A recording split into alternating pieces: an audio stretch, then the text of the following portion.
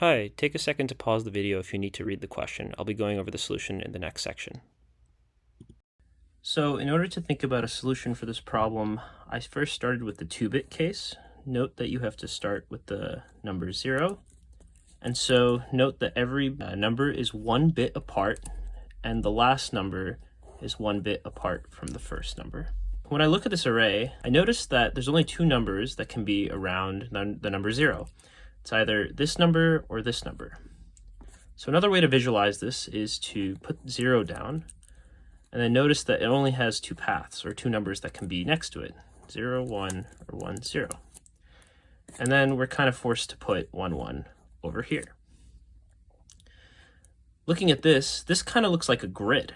So if we put this on a grid, we notice that the solution to the 2-bit problem is actually just kind of a square.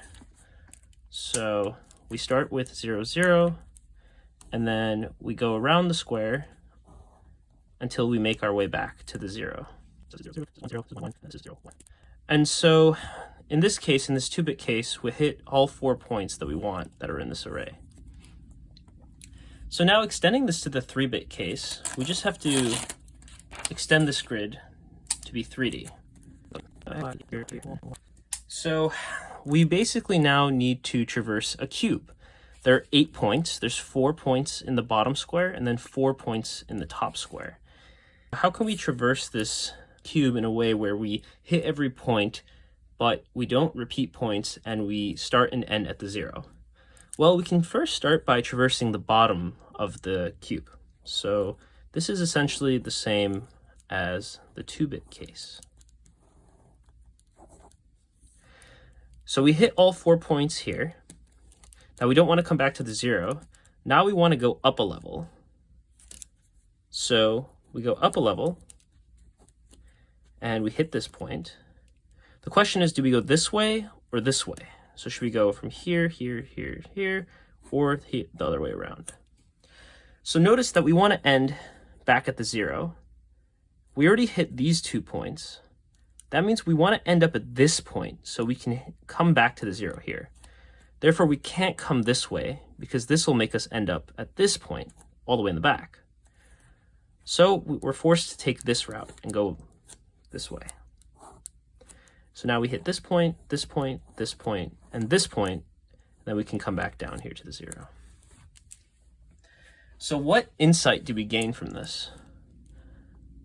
Well, the way we traversed it was first, we get the solution of the 2-dimensional case. So that was this bottom square. Then we increased the dimension, increased the bit in the 3rd dimension. So that was when we went up over here. And then finally, we went backwards. So what do I mean by going backwards?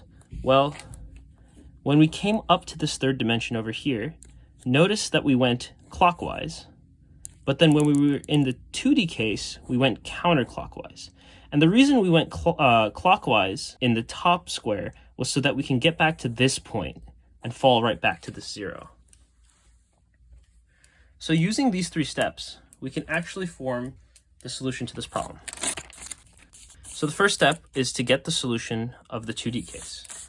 So the 2D case was 0, 0. So the first part of our solution is to copy over the 2D solution. And since we're in 3 bits now, we have to prepend each of these numbers with a 0 because it's 3 bits. So 0, 0, 0 from there, from here 0, 0, 1, 0, 1, and then 0, 1, 0. Next, we have to increase the bit in the 3rd dimension, and then we want to go backwards.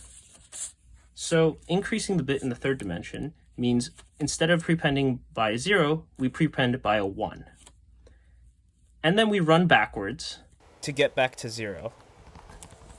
So starting with this number, I prepend by 1, and then I add the number. So it's 1, 1, 0. This one's going to be 1, 1, 1, 1, 0, 1, and then 1, 0, 0. And that's the solution to the 3D case. So for the 4D case, we essentially want to do the same thing, the same 3 steps. And so we get the solution to the 3D case, copy that over, prepend by 0, run backwards, and prepend each number with a 1. And that's how you solve this problem.